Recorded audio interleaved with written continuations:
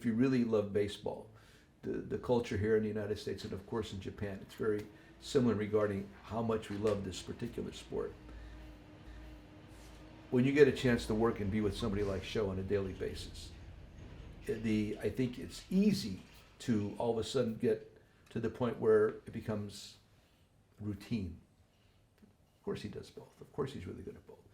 And I think you have to really remind yourself, no, this is not routine. We already talked about it.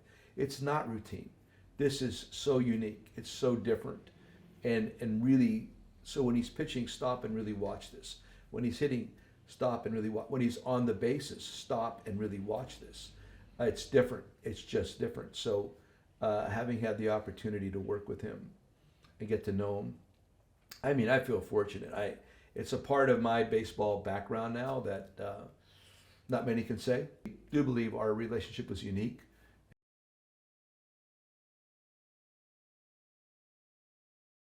Once the great line, a mind once stretched has a difficult time going back to its original form. He had been stretched. He's the MVP.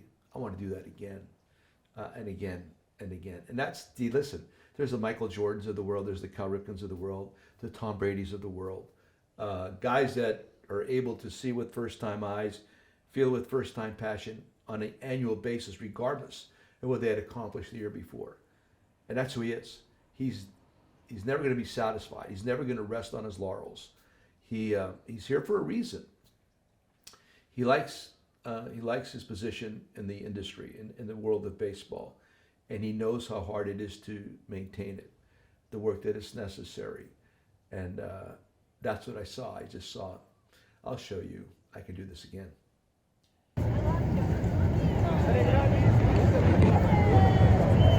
The thing about him is he wants to be on a winner. And he wants to win. He wants to do both hit and pitch on the same day because he thinks, he knows, he believes he can impact the game and help his team win by doing both. And that's not a pretentious comment. That's not somebody being a braggart in any way. He knows he needs to be out there doing both things for his team to win. When you talk to him, it's never about him. Never about him. It's always about the team, about the group. If you watch him in the dugout, you watch him in the clubhouse, he is there for everybody else all the time. He's got a real, his laugh is very high pitched and it's contagious, and you know Shohei's there. But if he notices or feels as though there's something wrong with you, he will absolutely get in there and try to help. I've noticed all this stuff. He is there for everybody else, and he never. It's never about him and his numbers. It's about the Angels winning.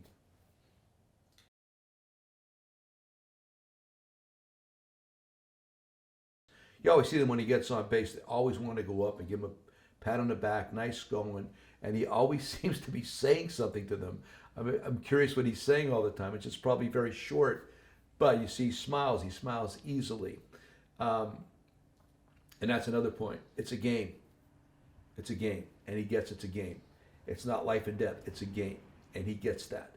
And in spite of all this intensity I've been talking about, the competitive nature, whatever, he understands it's a game. He's out there competing. He's trying to win. He's trying to beat you.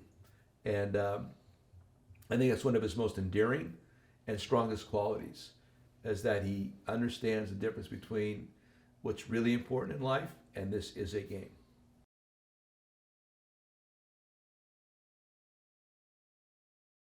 These guys are so masterful in just, they'll mentally think about something. They can visualize it.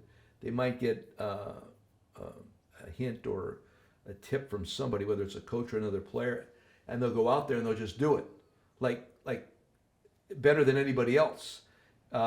It's just this incredible feel and skill for the position that they have, Sho has and you has, that is just different than any other guy.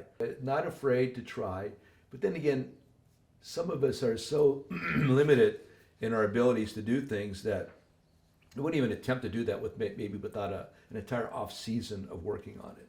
He needs 10 minutes. You needed 10 minutes to work on something and then bring it to the highest level of their sport. It's incredible to watch. It's just different. So you needed.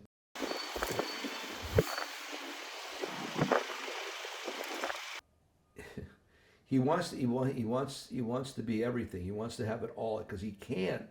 For him to be a 300 hitter, he knows that he may have to cut down and swing a little bit, maybe with 2 strikes especially, not go for so much power, and definitely utilize the opposite field because he can run too. Only because he'll work on it more, not because he can't do it right now. It's just something that if he wants to do it, he's going to work on it some more, just like the sinker, just like that slow curveball, just like his better jumps and leads at first base to steal bases. If he wants to do something, he'll figure it out.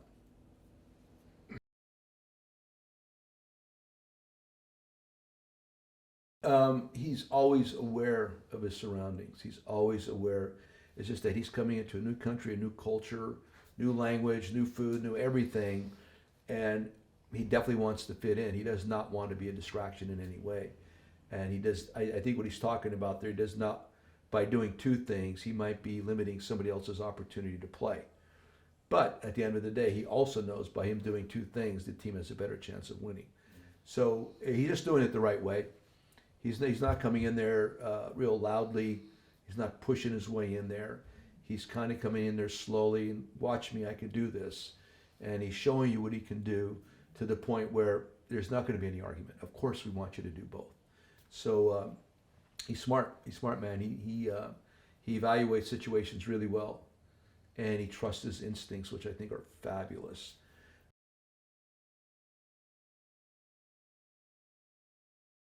He probably comes from a very humble background. I don't even know who his parents are, but very humble background. Never was always probably reminded, listen, even though you're better than these other kids, please keep it to yourself. Just go out there, keep performing. There's no need to be very talkative or loud about this whole thing. Just go show people. And I think that's what he's all about. In regards to that, not wanting to show a whole lot of emotion or converse a whole lot right now, I think Derek is a really good comp with that. Is not only, Jeter at that time was New York City, Times Square, whatever, but Shohei's still that, plus he's downtown Tokyo and all of Japan. So he's got this like magnified twice at least, maybe, I don't even know how many times. It's just so well thought out.